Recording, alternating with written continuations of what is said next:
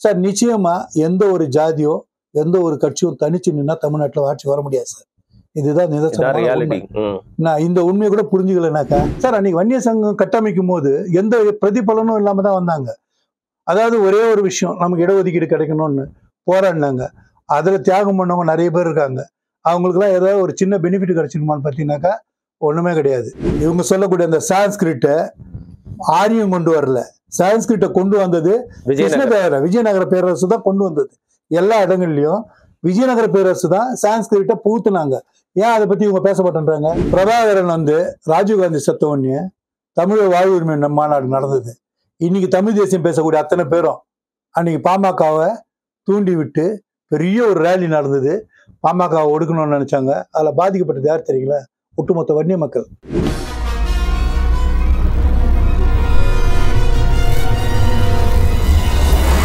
Varun tax நேயர்களுக்கு வணக்கம். முதல் முறையா வந்து நம்மளோட சேனல்ல இந்த விருந்தினர் வந்து நம்ம கூட வந்து பேச வந்திருக்காரு. புருஷோத்தமன் ஐயா வந்திருக்காரு.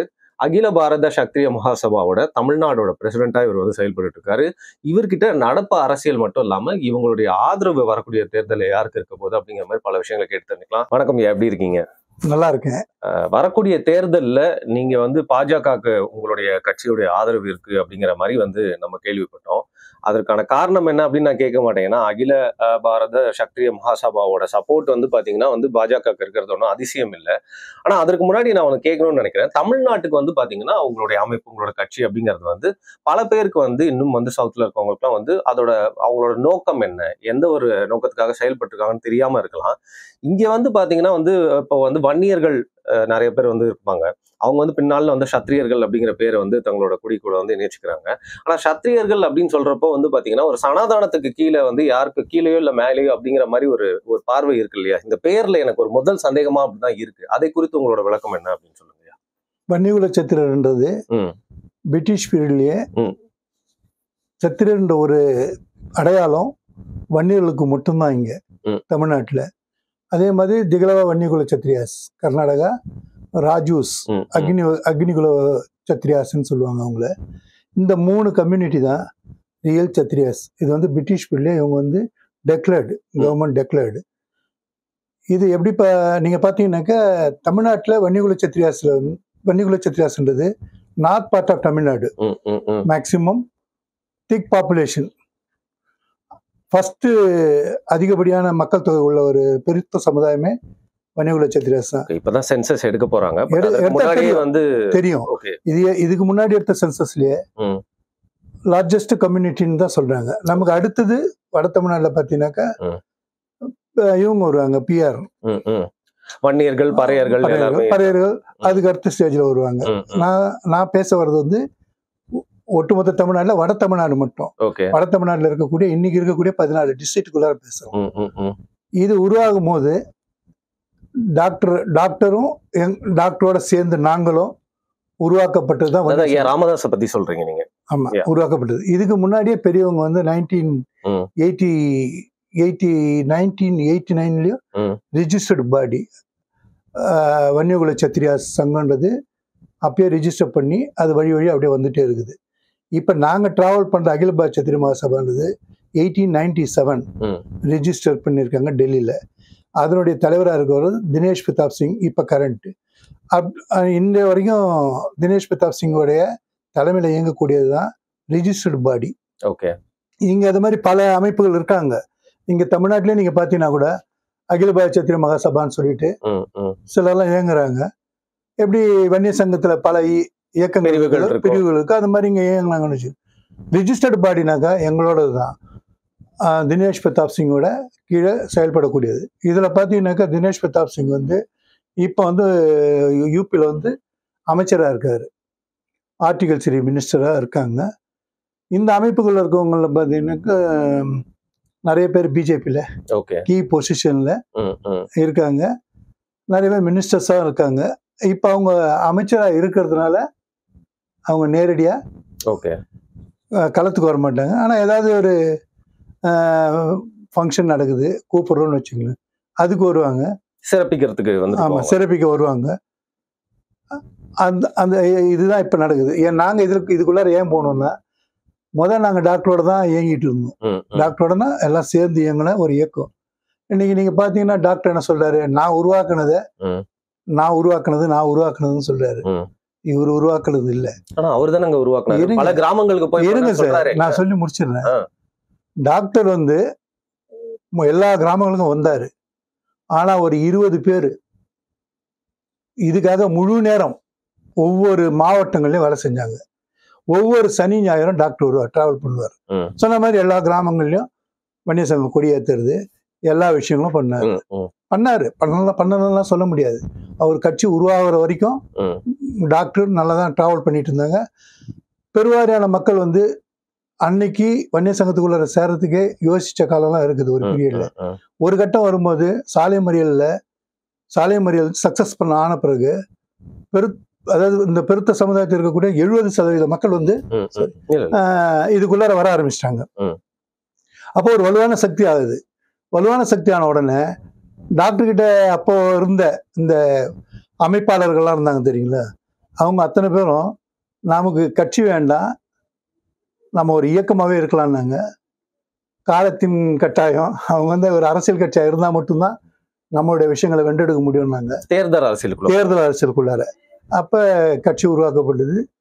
அப்போ டாக்டர் தான் அதை நிறுவனார்.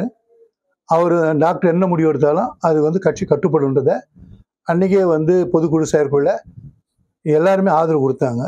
அந்த நேரத்தில் எங்களுக்கு பிடிக்கல, நாங்கள் வெளியே வந்துட்டோம்னு வச்சுக்கிடுங்களேன். ஓகே, என்ன காரணம் சொல்ல முடியுங்களா?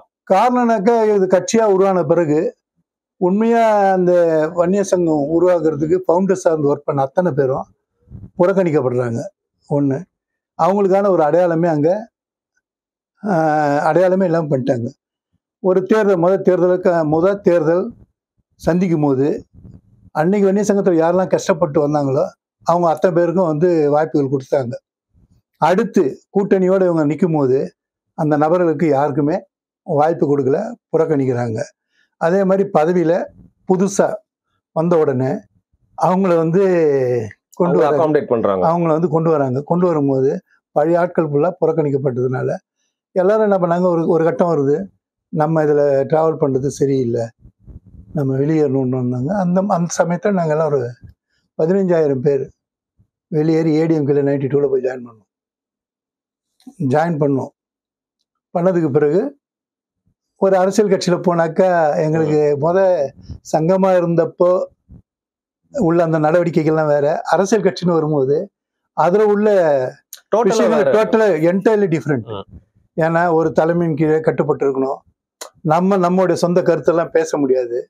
இந்த மாதிரி சூழல் வந்தோடனே உள்ளுக்குள்ள செயல்தவங்களால நிக்க முடியல. ஒரு கட்டமைப்பின் கீழே வந்து செயல்படுறப்போ வந்து நிக்க முடியல. ஏன்னா அங்க வந்து உதாரணத்துக்கு அதிமுக எடுத்துக்கிட்டீங்கன்னா, இப்போ நாங்கள் சேர்ந்து இருக்கிறோம், போஸ்டிங் சிலர்லாம் கொடுத்தப்போ மற்ற அரசியல் கட்சியில் இருக்காங்க இல்லைங்களா, அடையாளப்படுத்தாங்க. என்னப்பா வன்னியர்லாம் எப்படி இருக்கிறீங்க, அதாவது தொடர்ச்சியாக ஒரு சமுதாயத்தை அடையாளப்படுத்திட்டே இருக்காங்க, உன்னுடைய வளர்ச்சியை அங்கே தடுக்கிறாங்க. இது நிறைய பேர் பிடிக்காம திரும்ப ஆஃப் ஆகிட்டு கொஞ்சம் பேர் வந்து டாக்டர்கிட்டே போயிட்டாங்க. அப்போ நாங்கள் ஒரு சிலர்லாம் போகவே இல்லை, நாங்கள் அப்படியே ஆஃப் ஆகிருந்தோம். ஒரு கட்டத்தில் வாழப்பாடி ராமமூர்த்தி தோல்வியுற்றப்போ திரும்பவும் எங்கள் எல்லாரையும் கூப்பிட்டு இருந்தாங்க. அவரோட உறுதுணையாக இருந்து பண்ணோம். அதுக்குள்ளார பேட் டைம், அவர் வந்து காலமாயிட்டாங்க. டாக்டரை பற்றி நம்ம ஒன்றும் குறை சொல்கிறதுக்குலாம் ஒன்றும் இல்லை. இன்றைக்கி நடக்கக்கூடிய பிரச்சனை பார்த்தீங்கன்னாக்கா அவங்க சொந்த குடும்ப பிரச்சனைனால ஒரு சமுதாயத்துக்கே கேவலப்படுத்திட்டு இருக்காங்க. பின்னாடி கேட்கலாம்னு நினைச்சேன், நீங்களே எடுத்துட்டதுனால இடைமறிச்சு கேட்க வேண்டிய இருக்கு. இப்போ நீங்க வந்து குடும்ப பிரச்சனை மட்டும் எப்படி சொல்ல முடியும்? ஒரு அப்பா ஒரு கட்சியில வந்து பாத்தீங்கன்னா இவ்வளவு பேர் வந்து திரண்டு இருக்காங்க, நிறைய பேர் எம்எல்ஏ இருக்காங்க, எம்பியா இருக்காங்க பல பேர். அப்படிங்கிற பட்சத்துல இன்னைக்கு வந்து பொது வழியில தான் வந்து அந்த சண்டை போய்கிட்டு இருக்கு. அப்படிங்கிறப்போ அது குடும்பத்தோட சண்டையை மட்டும் பார்க்க முடியாதுல்ல, அது அந்த கட்சியோட சண்டை. அது தமிழ்நாட்டுல வந்து அங்கீகரிக்கப்பட்ட ஒரு கட்சியோட பார்க்க உண்மை. நீங்க சொன்னது உண்மை. இது எப்படி குடும்ப சண்டை ஆகும்னு நீங்க கேட்குறீங்க. குடும்ப சண்டையும் தான். இல்ல, நீங்க கேட்டதுக்கு நான் பதில் சொல்ல வரேன். நீங்க சொன்ன மாதிரி எம்பியா ஆனவங்க பூத்தா இளங்கோன் மட்டும்தான் ஆரம்பத்துல கஷ்டப்பட்ட அந்த அமைப்பு ஃபவுண்டர்ஸ்ல பூத்தா இளங்கோன் எம்பி ஆனாரு. மற்றபடி யார் எம்பி ஆக்குனாங்க சொல்லுங்க? அன்புமணி சார். அதாவது ஒரு கட்சி உருவாயிடுச்சு சார், ஒரு கோபுரம் கட்டி முடிச்சாச்சு சார், கலசத்தை வச்சு கும்பாபிஷேகம் பண்றாங்க. இவர் வச்ச கலசத்துல அது ஒரு கலசம், அப்புறம் மாவீரன் ஒரு கலசம், என்ன யாரெல்லாம் இந்த சமுதாயத்துக்கு கஷ்டமே படாம இருந்தாங்களோ அத்தனை பேரையும் கொண்டு வந்து டாக்டர் நியமிக்கிறாரு. ஏன்னா நம்ம வெளியே வந்துட்டு அதை பத்தி நம்ம விமர்சிக்க கூடாது, நாங்க சொல்றதே கிடையாது. இன்னைக்கு கூட எங்களுக்கு என்ன வருத்தம்னாக்கா 1000 தான் டாக்டர் வந்து கஷ்டப்பட்டு வளர்த்துருக்காரு இந்த சமுதாயத்தை. அவங்க குடும்ப பிரச்சனைக்கோசம் அதை வந்து வெளியே வந்து பேசும்போது என்ன ஆகுதுன்னா, மக்கள் மத்தியில வந்து ஒட்டுமொத்தமா இந்த சமுதாயத்தையே கிரிட்டிசைஸ் பண்ணி பேசக்கூடிய அளவுக்கு கொண்டு வந்து விட்டுட்டாங்க. யார் பக்கம் நியாயம் இருக்குன்னு நினைக்கிறீங்க? இந்த நியாயம்ன்றது வந்து நம்ம உள்ளுக்குள்ளார போயிருந்தா தான் நமக்கு தெரியும் அவங்க வீட்டுக்குள்ளார என்ன நடக்குது, என்ன மாதிரியான பிரச்சனை இருக்குது. ஆனா இது ரைட்ஸ் எடுக்கிறதுன்றதுனாக்கா டாக்டர் தவிர இவங்க ரைட்ஸ் எடுக்க முடியாது. அன்புமணியால அந்த அந்த உரிமையை இவர் எடுக்க முடியாது. காரணம் என்னன்னாக்கா, அவங்க அப்பா கொண்டு வந்து இவர் வைக்கலனாக்கா இவர் இல்லை. இதுதான் நிதர்சனமான உண்மை. இன்னைக்கு நீங்க சொன்னீங்க தெரியுமா, பல பேர் எம்பி ஆக்குனாங்க போனாங்க.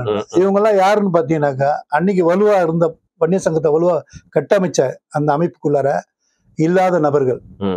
அதுக்கு பிறகு வந்தவங்க வேற மாதிரியான ரூட்ல சீட்டு வாங்கிட்டு ஜெயிச்சவங்க. அவங்கள அதாவது உண்மையா கஷ்டப்பட்டவங்களுக்கு இவங்க ஒரு எம்எல்ஏவோ ஒரு எம்பியோ கொடுத்துருந்தாங்கன்னா நிச்சயமா இந்த இயக்கம் திராவிட முன்னேற்ற கழகம் மாதிரியும் அண்ணா திராவிட முன்னேற்ற கழகம் மாதிரி ஒரு பேர் இயக்கமா வளர்ந்துருக்கும். அவங்க போயிருக்க மாட்டாங்க சார். அன்னைக்கு வன்னியர் சங்கம் கட்டமைக்கும் போது எந்த பிரதிபலனும் இல்லாம தான் வந்தாங்க. அதாவது ஒரே ஒரு விஷயம், நமக்கு இடஒதுக்கீடு கிடைக்கணும்னு போராடினாங்க. அதுல தியாகம் பண்ணவங்க நிறைய பேர் இருக்காங்க. அவங்களுக்கு எல்லாம் ஏதாவது ஒரு சின்ன பெனிஃபிட் கிடைச்சிருமான்னு பார்த்தீங்கன்னாக்கா ஒண்ணுமே கிடையாது. ஆனா அவன் தன்னுடைய பெனிஃபிட்டுக்கோசம் நீ வரல, முழுக்க ஒரு சமுதாயத்துக்கு ஏதோ ஒரு நல்லது நடக்கும், நம்மளால முடிஞ்சா செய்வோம் அப்படின்ற ஒரு நல்ல எண்ணத்தோட தான் வந்தாங்க. அதில் சில பேர் நிறைய பேர் இறந்தாங்க. தீரன் வெளியே போனப்போ திமுகவில் கலைஞரோட சொல்லி தியாகிகள் இடஒதுக்கீட்டில் உயிர் நீத்த தியாகிகளுக்கு பென்ஷன்லாம் வாங்கி கொடுத்தாரு. அந்த கேஸ் எல்லாம் கூட அவர் சொல்லி தான் விட்ரா பண்ணாங்க அந்த நேரத்தில். ஏன்னா திமுகவுக்கு தேவை பாமக உடைக்கணும், அது ஒரு துருப்புச்சீட்டை பலவீனமாக்கணும். உடைச்சிட்டாங்க, உடைச்சுதான் பலவீனமாக்கி திரும்பவும் அது இவங்களால பேராசிரியரால கட்டமைக்க முடியல. காரணம் என்னன்னாக்கா, தனிப்பட்ட ஒரு பேராசிரியராக இருந்து தனி இயக்கமா அவர் இருந்திருந்தாருனாக்கா அவரால் முடிஞ்சிருக்கும். ஏன்னா அவர் தான் மாஸ்டர் மைண்ட். இது வன்னியர் சங்கத்திலையும் பாட்டாளி மக்கள் கட்சியிலையும் அவ்வளோ பெரிய இயக்கமா உருவானதுக்கு அவர் ஒரு மாஸ்டர் மைண்டா இருந்தார், பல விதங்களில் செயல்பட்டாரு. அவரோட பயணிச்ச யங்ஸ்டர்ஸ் அன்னைக்கெல்லாம் பார்த்தீங்கன்னாக்கா பிஜி முடிச்ச ஸ்டூடெண்ட்ஸ் எல்லாமே வர்றாங்க, எல்லாம் இருந்தாங்க. அன்னைக்கு பாட்டாளி மக்கள் கட்சி உருவாகிறதுக்கு முன்னாடி வன்னியர் சங்கமா இருக்கும்போது ரொம்ப டிசிப்ளின்டா, அதாவது எந்த கெட்ட பழக்கமும் இருக்கக்கூடாதுன்னு, குடிப்பழக்கம் எதுவுமே இருக்கக்கூடாது, ரொம்ப டிசிப்ளின்டான பசங்களை தான் தேர்ந்தெடுத்து ஒவ்வொரு மாவட்டங்கள்லையும் போட்டு 24 மணி நேரம் அந்த மாவட்டத்துக்குள்ளார தான் வேலை செய்வாங்க. அந்த மாதிரி ரொம்ப கஷ்டப்பட்டு உருவாக்கணும் தான். அதில் வந்து டாக்டர் எவ்ரி சாட்டர்டே சண்டே அவரோட ப்ரோக்ராம் கம்பல்சரியா இருக்கும். ஒரு ரிவ்யூ மாதிரி வந்து எல்லாருக்கும் இல்லை வருவாரு. நாங்கள் முதல்ல எல்லாம் ஏற்பாடு பண்ணி விட்டுட்டு போன பிறகு இன்னைக்கு அந்த மாதிரி கஷ்டப்பட்டவங்கள ஒரு சிலர் தான் இருக்கிறாங்க. உதாரணத்துக்கு கோவி மணிவண்ணன், அடுத்து சம்பத்து தான் கம்ப்ளீட்டு இதுக்கான மூலகாரணமா இருந்தா போல. வன்னியர் சங்கம் கட்டமைக்கும் போது சம்பத்து, விஸ்வநாதன், அப்புறம் கோசுமணி, ப்ரொஃபஸர் கோசுமணி, குவேந்திர குணபாலன், இது மாதிரி ஒரு சிலர் இன்னும் இருக்காங்க. நிறைய பேர் பாவம் இறந்துட்டாங்கன்னு வச்சுடுங்களேன். ஆனால் அவங்களுடைய நிலையெல்லாம் பார்த்தீங்கன்னாக்கா ரொம்ப மோசமான நிலையில் இருக்கிறாங்க. இதே இவங்க சொல்கிறாங்க இல்லைங்களா, திமுக வந்து 1000 பேர் குறை சொல்லலாம், அண்ணா திமுக குறை சொல்லலாம். ஆனால் அந்த கட்சியில் ஃபவுண்டர்ஸ் சார்ந்து கஷ்டப்பட்டவங்களும் அந்த கட்சி வந்து கடைசி வரைக்கும் ஏதோ ஒரு விதத்தில் உதவி பண்ணிகிட்டே இருக்காங்க.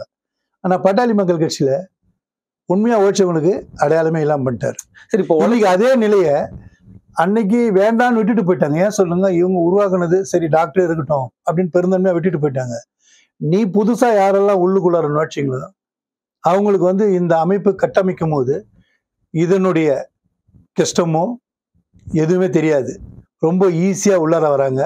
அவங்க என்ன நினைக்கிறாங்க, வந்த உடனே போஸ்டிங் கிடைக்குது, பதவி கிடைக்குது, அதனால நம்ம தனி ஒரு பவர்ஃபுல் சக்தியா இருக்குன்ற மாதிரி அவங்க பவர் சென்டர் மாதிரி உருவாகிறாங்க.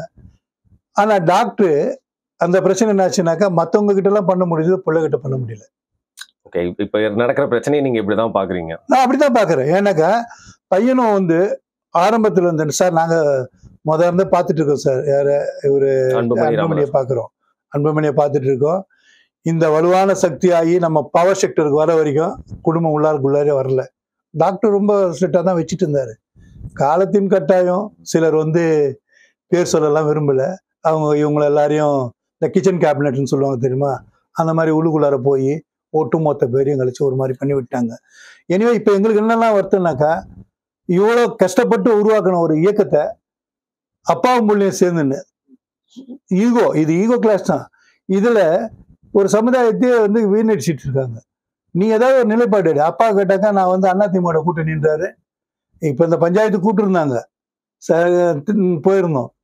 நாங்க அப்ப தெளிவா சொன்னோம். அப்போ நீங்க இந்த பிரச்சனைக்கு முடிவு கொண்டு வரணும்னாக்கா அவங்க 2 பேருக்குள்ளார தான் அது பண்ண முடியும். வேற மூணாவது ஆள் வந்து பண்ண முடியாது. ஏன்னா இது நடக்கிறது கட்சிக்கான பிரச்சனை கிடையாது. உங்க வீட்டுக்குள்ளார நடக்கக்கூடிய ஒரு பிரச்சனை. இதுல போய் நம்ம யாரு வந்து பஞ்சாயத்து பண்ண முடியும்? யாரு இன்னைக்கு பாத்தீங்கன்னாக்கா ஜிகே மணியால ஒண்ணும் பண்ண முடியாம ஹாஸ்பிட்டல் உடம்பு சரி சொல்றாரு சார், நமக்கு தெரியாது.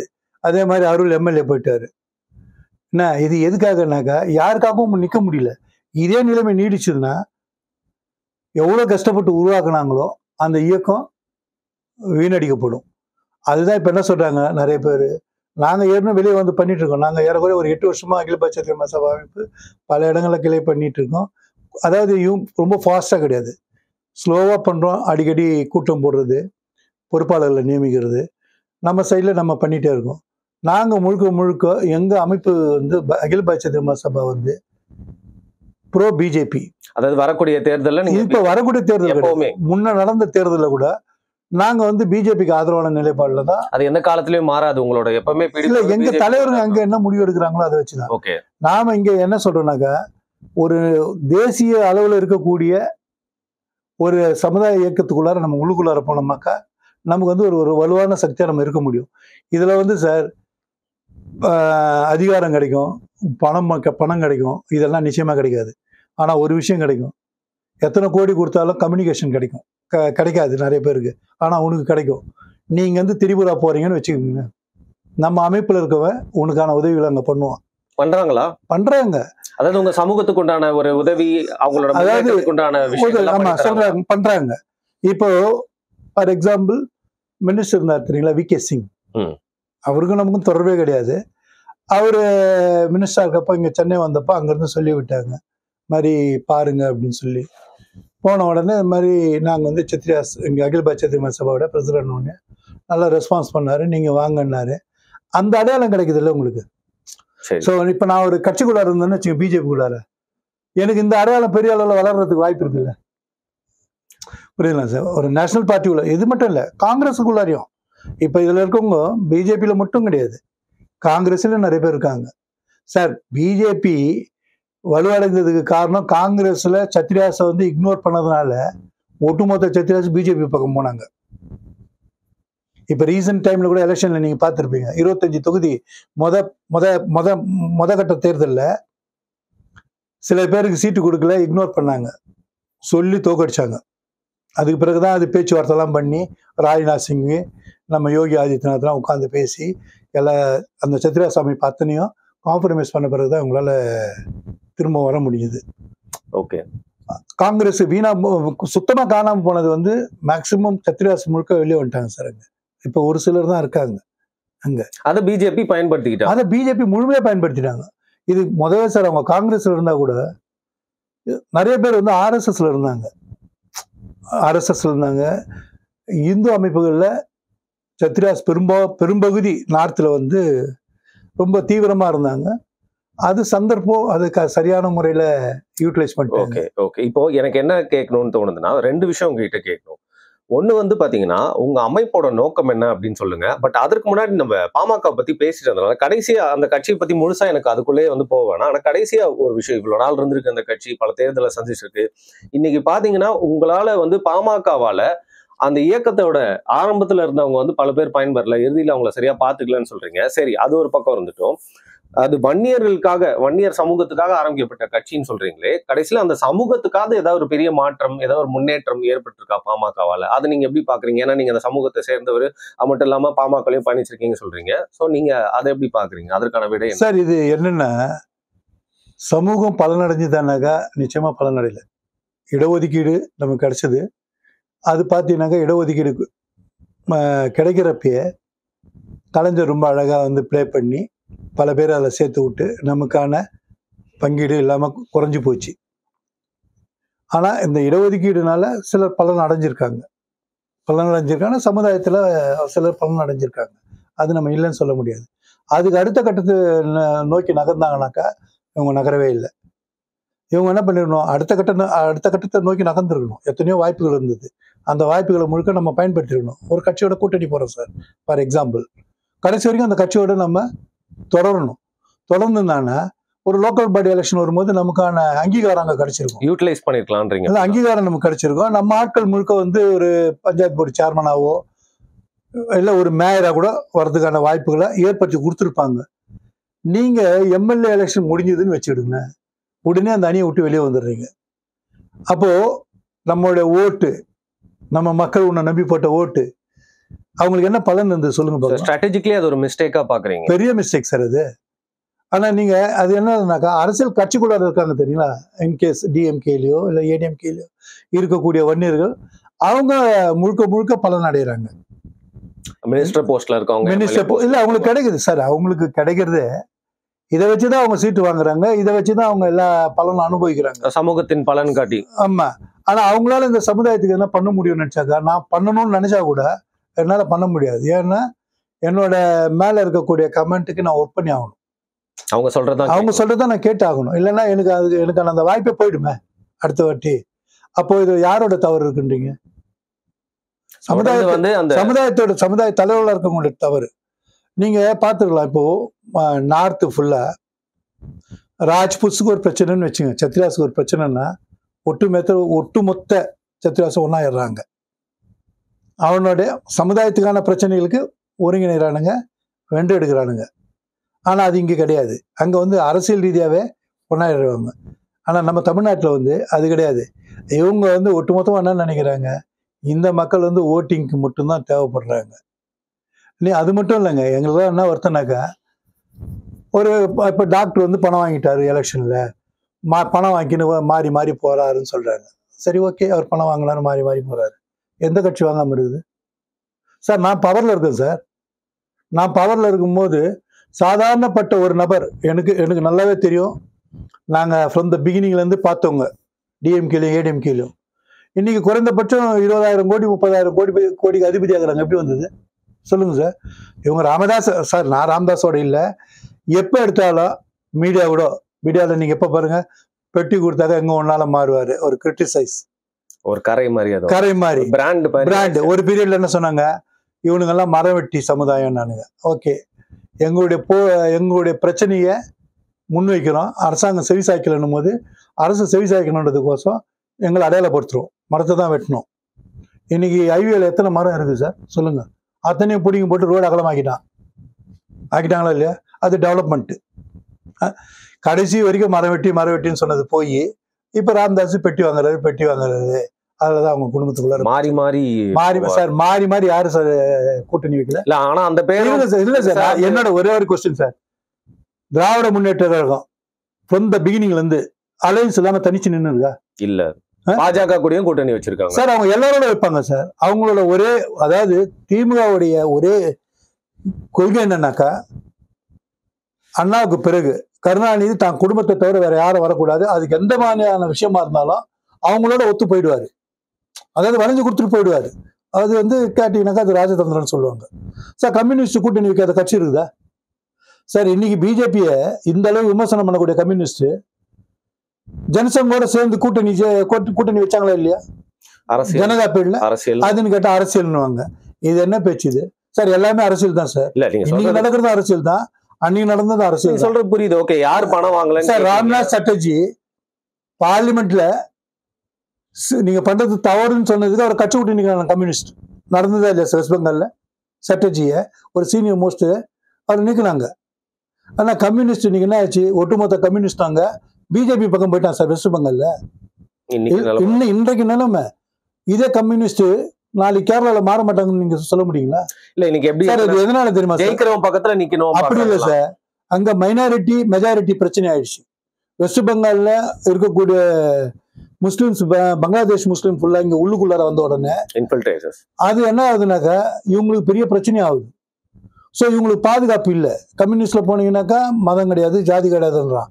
ஆனா அவன் பாதிக்கப்படுறவன் நான் ஒரு கிராமத்துக்கு இருக்கிறேன் சார், என் கிராமத்துல வந்து ஆக்கிரமிக்கிறான் சார், அப்ப பாதிப்பு யாருக்கு சார்? கண்டிப்பா உள்ளூர் ஆளுங்கள் தான். உள்ளூர் ஆளுங்க. அவன் எதுக்கு உனக்கு ஓட்டு போடணும்? அவனுக்கு யார் ஆதரவான நிலைப்பாடு? அதை வந்து முதல் மம்தா பானர்ஜி எடுத்தது கையில. இப்ப மம்தா பானர்ஜி என்ன பண்ணுச்சு சார்? பார்லிமெண்ட்ல மம்தா பானர்ஜி இத்தனை பேர் ஊடுருவி வராங்க, அவங்களுக்கு எல்லாம் ஓட்டர் சீட்டு போட்டிருக்கீங்க, இது ரொம்ப தப்புன்னு சொல்லி பார்லிமெண்ட்ல கீழ்ச்சி போட்டுது.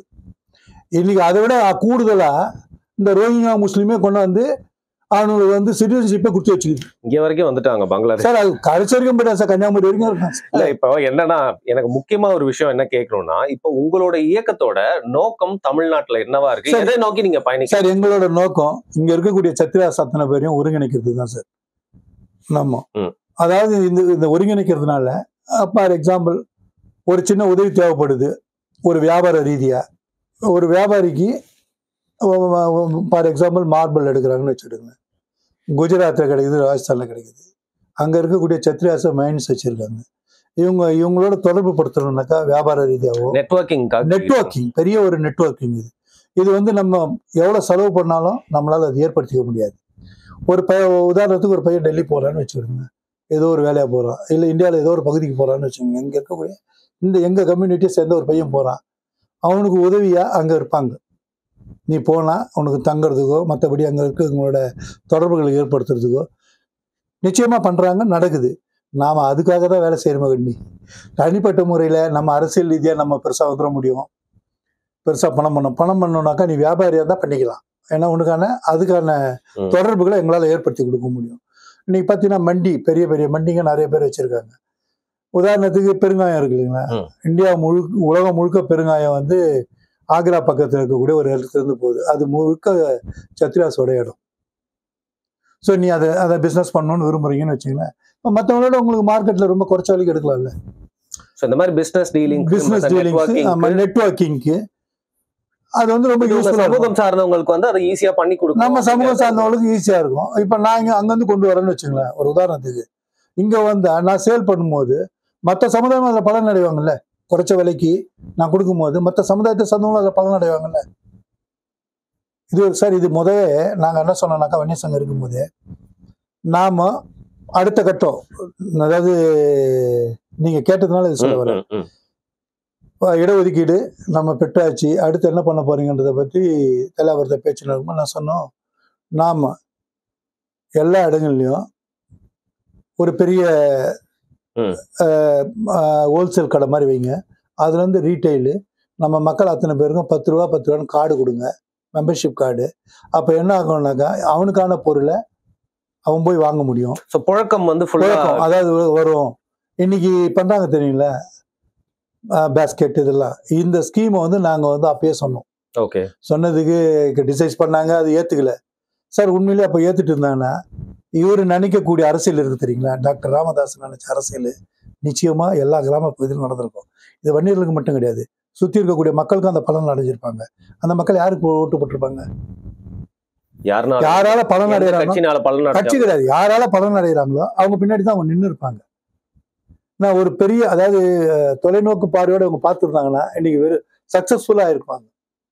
30 வருஷமா இவங்க வரல, கூட்டணியில இருக்கும், ஒரு 4 சீட்டு கிடைக்குது, 5 சீட்டு கிடைக்குது, ஏதோ வருது அப்படின்ற எண்ணத்தோட மட்டுமே இருந்தாங்களா கண்டி சார். நிச்சயமா எந்த ஒரு ஜாதியோ எந்த ஒரு கட்சியும் தனிச்சு நின்னா தமிழ்நாட்டில் ஆட்சி வர முடியாது சார். இதுதான் நிதர்சனம். நான் இந்த உண்மையை கூட புரிஞ்சுக்கலனாக்கா நம்ம இதுல எதுவும் சொல்றதுக்கு இல்லை. அதாவது கண்ண மூடி கனவு காண்ற மாதிரியான விஷயமா இருக்கணும். சோ நம்ம லாஜிக்ல நம்ம எந்த அளவுக்கு நம்ம ஆக முடியுமோ அதை பண்ணிக்கணும், நம்ம மக்களோட தொடர்பு ஏற்படுத்தின்னு. அதனால நமக்கு என்ன பலன்? நான் நல்லா இருக்கேன்னு வச்சேன் சார். ஃபார் எக்ஸாம்பிள் ஒரு பெரிய கடை வச்சிருக்கேன், ஹோல்சேல் கடை.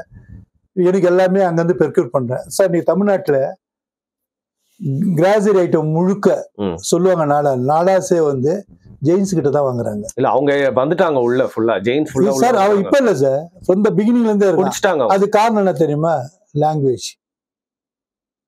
இவங்களால பணம் இருக்குது, புத்திசாலிங்க தான் நாடார்கள், ஆனா அங்க போய் பர்ச்சேஸ் பண்ண முடியலையே, மொழி பிரச்சனை. அவன் ஜெயின் என்ன பண்றான், இருக்கக்கூடிய அத்தனை விவசாயிகள் எல்லாமே நீங்க முழுக்க பாத்தீங்கன்னாக்கா அவங்க கைவசம் போனது இதுதான். அது நீங்க அந்த தொடர்புகளோட இருந்தோம்னு வச்சுக்க, முதல் நம்ம மொழி வாரியாவே நம்ம கட் ஆயிட்டோம் சார். மொழியிலேயே நம்ம சொல்றோம் தமிழ் மொழி சார். இவ்வளவு தூரம் பேசக்கூடிய அரசாங்கம் யாரையாவது ஒரு 10 பேரை கொடுத்து தவறு இல்லாம தமிழ் எழுத சொல்லுங்க பார்க்கலாம். இல்லங்க, அதற்காக வந்து முற்றிலுமா நம்ம முற்றிலும் நம்ம தமிழ் தமிழ் சார், நம்ம முற்றிலும் நம்ம தமிழை வந்து புறக்கணிக்கல. இன்னைக்கு பேசுறாங்க இல்லைங்களா, தமிழுக்கோசம் நிறைய பேர் போர்க்கொடி தூக்குறாங்க.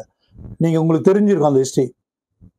பிரபாகரன் வந்து ராஜீவ்காந்தி செத்த உடனே தமிழ் வாழ்வுரிமை மாநாடு நடந்தது. இன்னைக்கு தமிழ் தேசியம் பேசக்கூடிய அத்தனை பேரும் அன்னைக்கு பாமகவை தூண்டி விட்டு பெரிய ஒரு ரேலி நடந்தது. பாமகவை ஒடுக்கணும்னு நினைச்சாங்க. அதுல பாதிக்கப்பட்டது யார் தெரியுங்களா? ஒட்டுமொத்த வன்னிய மக்கள்.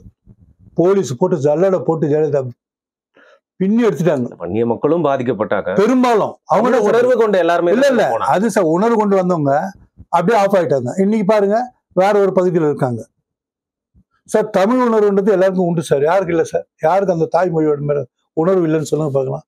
அத்தனை பேருக்குமே இருக்குது. நம்ம இதை வச்சே வந்து அரசியல் பண்ணணும்னு நினைச்சாக்க எவ்வளவு நாளைக்கு நம்ம பண்ண முடியும்? சரி, இப்போ உங்களோட பாயிண்ட் வச்சுதான் நான் வந்து கடைசி கேள்வி கேட்கலான்றத நீங்க அதுக்குள்ளேயே வந்துட்டீங்க. எனக்கு கடைசியா உங்ககிட்ட இப்ப வந்து இந்த கேள்விக்கு நீங்க உங்களுக்கு விருப்பப்பட்டா நீங்க வந்து பதில் சொல்லலாம், இல்லைன்னா நம்ம தாராளமா சார், ஒன்றும் பிரச்சனை இல்லை. இப்ப நீங்க சத்திரியர்கள் அப்படின்னு சொல்றீங்க, ஒரு சமூக இப்ப வன்னிய சமூகத்துக்காக நீங்க வந்து ஒர்க் பண்றீங்க. ஒவ்வொரு சமூகத்தின் முன்னேற்றத்துக்காகவும் பாத்தீங்கன்னா உங்களை மாதிரி யாராவது ஒருத்தர் வந்து ஒரு அமைப்பு மூலியமா, ஏன்னா தன்னோட சொந்த வாழ்க்கையை விட்டுட்டு இந்த மாதிரி வந்து ஒரு அமைப்பு மூலியமா தன்னோட சமூகத்தோட இளைஞர்கள்லாம் முன்னேறணும்னு நினைக்கிறது ஒரு நல்ல விஷயம் தான், இல்லைன்னு சொல்ல. ஆனா நான் என்ன சொல்றேன், இப்படி நம்ம ஒவ்வொரு ஒரு சத்திரியர்களா நீங்க பாக்குறப்போ வந்து கடைசியில வந்து நம்ம தமிழர்களா ஒன்றிணையாம போயிருவோமோ? அதற்கான வாய்ப்பு வந்து இந்த மாதிரி வெளியில இருந்து வரக்கூடிய இந்த மாதிரி அமைப்புகள் கட்சிகள்னால வந்து பாத்தீங்கன்னா தமிழர்கள் எல்லாருமே எல்லா குடிகளும் சேர்ந்து ஒன்றா செயல்படுறது அப்படிங்கிறது இல்லாம போயிருமோ? ஏன்னா நீங்களே கொண்டாட்டுக்கு முன்னாடி என்ன சொல்றீங்க, ஹிந்தி கத்துக்காம நிறைய பேருக்கு தமிழ் படிக்க தெரியல அப்படிங்கிறீங்க. அப்படி கொஞ்சம் கொஞ்சமா நம்மளோட மொழியும் நம்மளோட அடையாளம் நம்ம விட்டு போயிருச்சுன்னா நீங்க சத்திரியர்களா பிரிஞ்சு வந்து பாத்தீங்கன்னா நீங்க ராஜ்கோட் கூட கனெக்ட் பண்ணிக்கிறீங்க. பட் எந்த அளவுக்கு நீங்க மற்ற தமிழ் குடிகள் கூட வந்து கனெக்ட் பண்ணி ஒரு தமிழரா வந்து உங்களை பாக்குறீங்க? சார், நீங்க சொல்லக்கூடிய விஷயத்துக்கே நான் வரேன். தமிழ் குடிகளா இங்க நாம இருக்கோம் இல்லையா? நாம தமிழ் குடிகளா இருக்கோம். தமிழ் குடிகளை ஒன்று சேராம பண்றது யாரு? பல சக்திகள் இருக்கு. இல்ல நீங்க சொல்லுங்க சார். நீங்க எப்ப ஓப்பனா கேட்க ஆரம்பிச்சீங்க, நான் பிராங்கா நெறியாளரா இருக்கிறப்போ நீங்க கேக்குறீங்க. நான் சொல்லுங்க, என்ன பொறுத்த வரைக்கும் ஆரியமும் திராவிடமும் சொல்லுவேன். ஆரியமும் திராவிடமும்.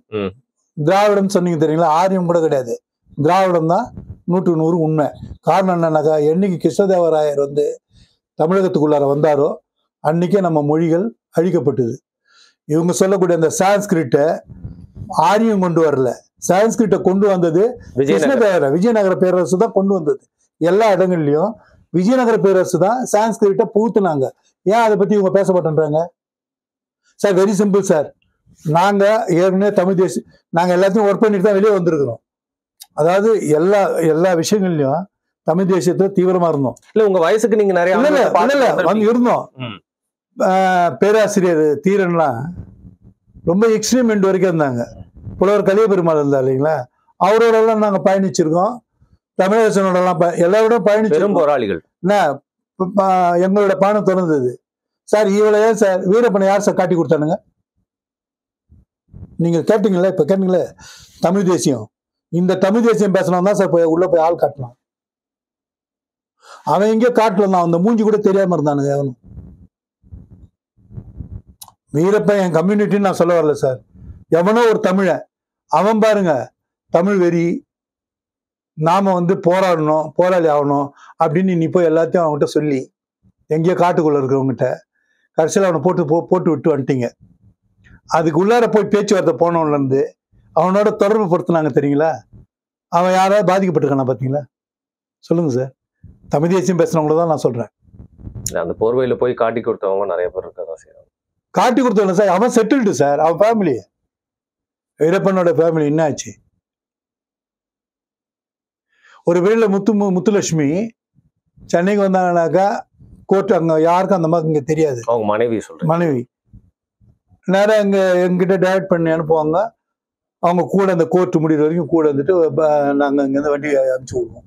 ஏன்னா அந்த நேரத்தில் அந்த அம்மாவுக்கு வந்து யாரும் தொடர்பு இல்லை, ரொம்ப பிரச்சனையில இருந்தாங்க அந்த பீரியடு. ஜெயலலிதா அவங்களோட பேசினாலும் தூக்கிள்ளப்பட்டாங்க, பயந்தாங்க. நாங்க இத்தனைக்கும் ஏடிஎம்கள் இருந்து அந்த வேலையை பண்ணோம். நாங்க ஏடிஎம்க்கு உள்ளார இருந்துன்னு நாங்க பண்ணோம். காரணம் நான் சொன்னேன், நீங்க சொன்னீங்க தெரியுமா, சமுதாய உணர்வு ஒண்ணு, மொழி உணர்வு ஒண்ணு. அது அப்படிதான் சொல்லிச்சு. ஆனா நமக்கு வந்து சமுதாயத்தோட மொழி தானா தேவைச்சு. அந்த மொழி உன்னை காப்பாத்துதா சார்? மொழி நமக்கு கண்டிப்பா தேவை சார். நான் எங்க போனாலும் நம்ம மொழி பற்றோட தான் இருக்கணும். இது வந்து உலகம் முழுக்க நீங்க சுத்தி பாருங்க, இங்கெல்லாம் தமிழ் பேசுறாங்க இல்லைங்களா?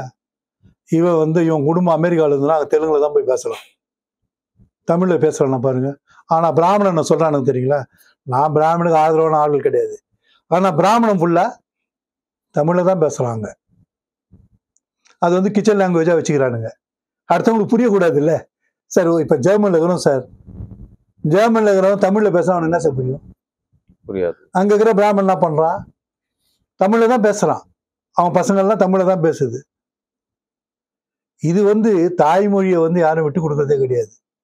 ஆனால் இங்கே இப்போ ரீசன்ட் டைமில் தமிழ் மேலே ரொம்ப வெறிகுண்டு பேசுகிறாங்க. ஏன் சொல்லுங்கள், நீங்கள் சொன்னீங்க தெரியுங்களா ஒரு வார்த்தை, திராவிடனும் ஆரியனும் தான் தமிழ் அழிச்சான்னு. ஆரியனை விட திராவிடம் தான் இப்போ முழுக்க இதுக்கு தூக்கி பிடிச்சி நிறுத்துறானுங்க. ஏன் சொல்லுங்கள், தான் விழுந்துடக்கூடாதுன்னு. சார் பவரில் அண்ணாதுரை தமிழரே கிடையாது, தெலுங்கர் தான் வரும். என்ன ஜெயலலிதா இவங்க முழுமையாக கன்னடகாரினாங்க. அது பிறப்பால் தமிழர் தான், ஆனால் ஆரியராக இருந்தது.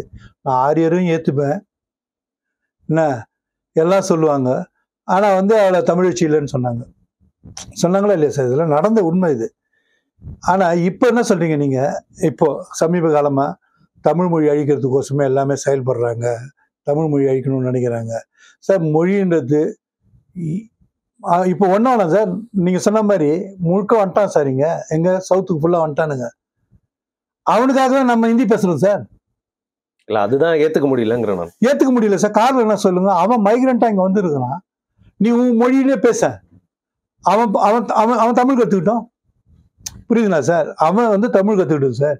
நம்ம மொழியை நம்ம பேசுவோம், புரிஞ்சுக்கலாம். அவன் போகட்டும் இந்த ஊரை விட்டு. நம்மளுக்கும் தொழிலுக்கு வேணும்னா ஹிந்தி கத்துக்கிறது தப்பு இல்லை, தப்பு இல்லை. இப்போ அதை தான் நான் சொல்ல வந்தேன். அதாவது நம்ம மொழி நமக்கானது, நமக்கான அடையாளம். அதுலேருந்து யாரும் மாறுபட்டவங்களே கிடையாது. ஆனால் இதையே பொறுப்பாக வச்சுக்கணும் அரசியல் நடத்தணும்னு நினைக்கிறாங்க பாருங்க, அதுதான் ஏற்புடையதே கிடையாது. இவங்க சொல்லக்கூடிய இந்த தமிழ் தேசியம்லாம் டாக்டர் நீங்கள் கேட்டீங்க தெரியுங்களா, ஏன் வீக் ஆனார்னு. அவரை ஃபுல்லாக டெம்ப்ட் பண்ணாங்க ஒரு காலத்தில். அனைத்து சமுதாயத்துக்கான தலைவர் ஆகணும்னு டாக்டர் கட்சி ஆரம்பிச்சோன்னு பண்ணார். அத்தனை காலனி பகுதிகளிலும் அம்பேத்கரோட சிலை வைக்கணும்னாரு. அப்போ சார் வெளியேந்து பார்க்குறவங்களுக்கு தெரிஞ்சிருக்காது சார், உள்ளுக்குள்ளார சங்கத்துக்குள்ளார பிரச்சனை பெரும் பிரச்சனையாக இருந்தது. நீங்கள் பண்ணுறது சரியில்லை டாக்டர், இப்போல்லாம் அவங்க நம்மளோட எதிரியாவாக இருக்கிறாங்க, நாம் இந்த மாதிரிலாம் பண்ணமாக்கா நிச்சயமாக இது ஒரு கட்டத்தில் காழ்ப்புணர்ச்சிகள் நிறைய வர ஆரம்பிச்சிடும், நமக்கு பிரச்சனை வரும்லாம் சொன்னவங்களாம் இருக்கிறாங்க. டாக்டர் சொன்னார், நான் சொல்கிறேன் உங்களால் பண்ண முடியுமா முடியாதான்னாரு. ஐயா விருப்பம் நீங்கள் பண்ணீங்க, அவங்கவுங்க பாட்டுக்கு நம்ம ஆஃப் ஆகிக்கலான்னு ஆஃப் ஆகிட்டாங்க. நீ எல்லா இடத்துலையும் வச்ச உனக்கு என்ன பேர் இருந்தது சொல்லுங்கள் சார்? சமூக நீதியை பற்றி எல்லாரும் பேசுகிறாங்க. முழுமையாக டாக்டர் சமூக நீதியை கடைபிடிக்கணும்னு நினச்சார். அவரை யாராவது பேசுகிறாங்களா இன்றைக்கி? நீங்கள் மீடியாவில் பார்த்துருப்பீங்க. இப்போ ரீசன்ட் டைமில் சமூக நீதினாலும் திமுக தான் சமூக நீதின்றாங்களே, கிடையவே. டாக்டர் பேசினார், தீரன் அதுக்கான ஐடியாலஜிஸ்ட் தீரன் தான், இந்த மாதிரிலாம் நம்ம பண்ணணும்னு. ரெண்டு பேருமே ஒன்றெல்லாம் போயிட்டாங்களே. சரி, இப்போ நம்ம என்ன விஷயம் பேசணும்னு நினைச்சதை தாண்டி எனக்கு ஒரு கேள்வி இருந்தது, அதான் உங்ககிட்ட கேட்டேன். ஆக்சுவலா நம்ம நிறைய விஷயம் பேசுறதுக்கு இருக்கு போல இருக்கு. இன்னைக்கு நம்ம முக்கியமா உங்களோட பிஜேபிக்கு ஏன் ஆதரவு கொடுக்குறீங்கன்ற சொல்லியிருந்தீங்க. இதை தாண்டியும் நம்ம நேரம் கிடைக்கிறப்ப பாத்தீங்கன்னா எப்பெல்லாம் நமக்கு வாய்ப்பு கிடைக்குதோ இந்த மாதிரி நிறைய இது சார் பிஜேபி வன்னியர்கள் மதம் மாறினவங்க ரொம்ப குறைச்ச.